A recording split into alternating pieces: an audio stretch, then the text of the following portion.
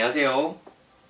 여러분의 부동산 성공투자 파트너 로드맨 인사드립니다. 요즘 임대차 3법과 관련하여 문의를 주시는 분들이 많기도 하고, 오는 6월부터 시행이 될 전월세 신고제의 경우에도 이 법이 언제 시행이 되는지, 그리고 위반했을 시 어떤 불이익이 있는지 잘 모르는 분들이 많은 것 같아서 오늘 이렇게 영상을 제작하게 되었습니다. 이미 시행 중인 계약갱신 청구권과 전월세 상한제 부분은 이번 영상을 통해 한 번 더 복습하신다 생각해 주시고, 오는 6월 1일부터 시행이 될 전월세 신고제의 경우에는 영상 끝까지 시청하시고 관련 내용들을 잘 숙지하셔서 주택 임대사업을 하시는 우리 구독자님들께서 불이익을 받지 않으셨으면 좋겠습니다. 그럼 자료를 함께 보면서 설명을 이어가도록 하겠습니다.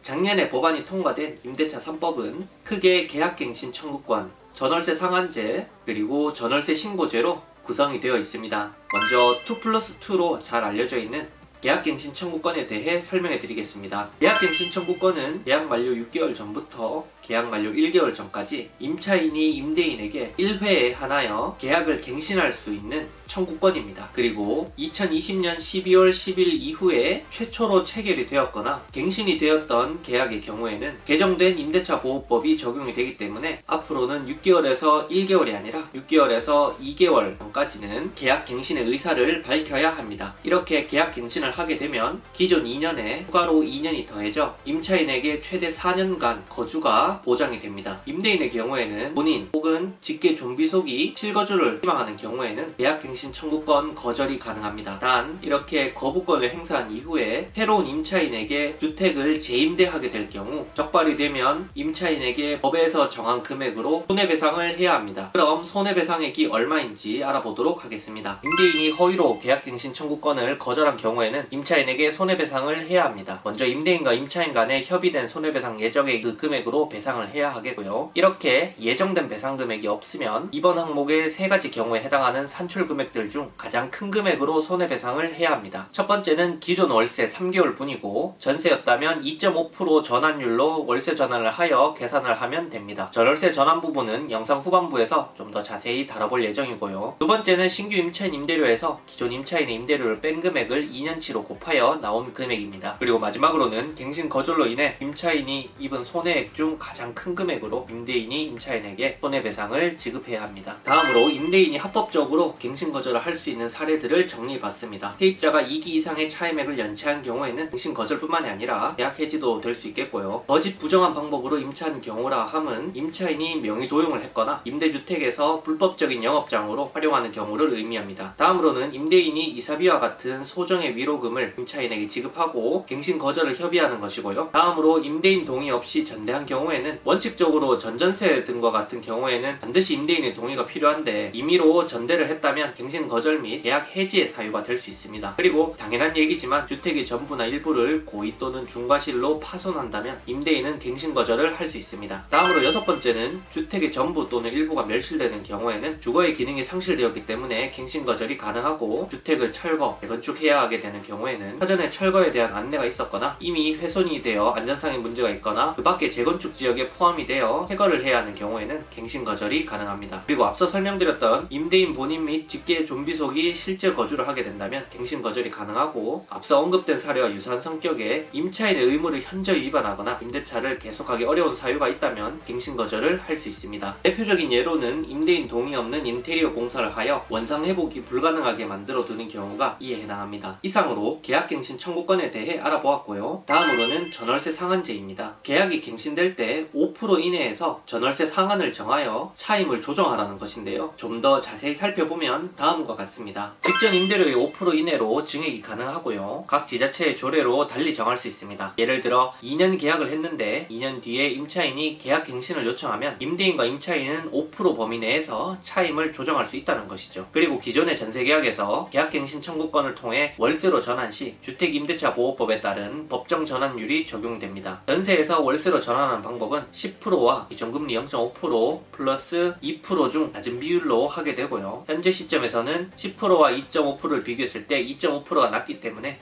2.5%로 책정되어 있습니다. 계산 방법은 변경된 월세를 연세로 환산한 다음 전세금에서 월세 보증금을 뺀 금액으로 나눠준 후 곱하기 100을 하여 퍼센테이지로 나온 값이 2.5% 이하여야 하는데 계산이 어렵습니다.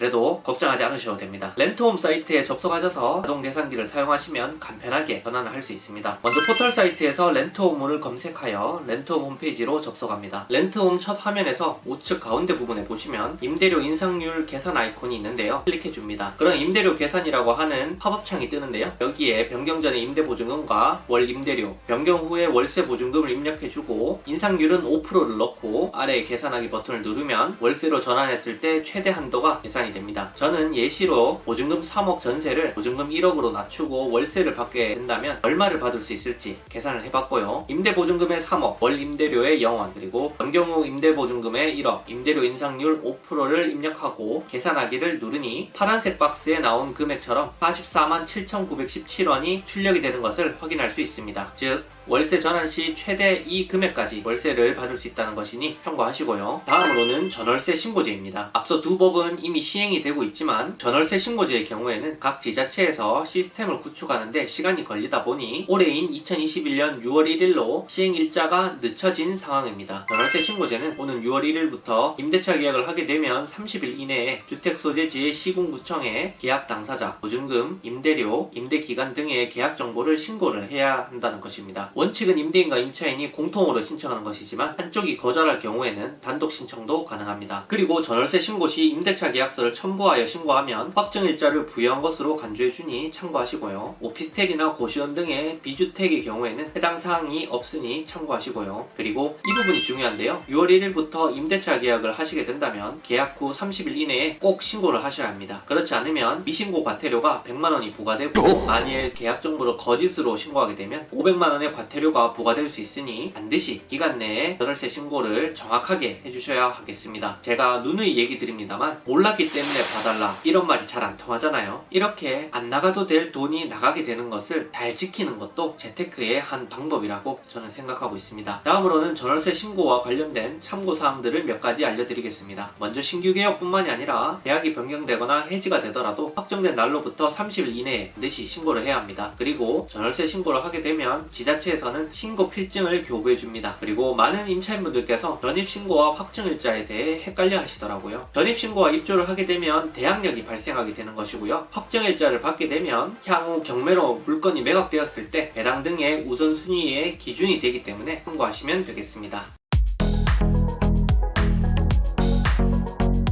오늘 영상 어떠셨나요? 영상이 도움이 되셨다면 좋아요와 구독 그리고 알람 설정 한 번씩 해주시고요. 다음 영상에서는 임대차 3법과 관련하여 좀 더 구체적인 사례들과 자주 질문을 받은 항목들을 Q&A 형식으로 영상을 제작하여 여러분들에게 공유해드리도록 하겠습니다. 항상 여러분들에게 유용한 부동산 정보들로 찾아뵙고 있는 로드맨TV입니다. 앞으로도 여러분들에게 좋은 정보들을 전달해 드릴 수 있도록 최선을 다하겠습니다. 시청해주셔서 감사합니다.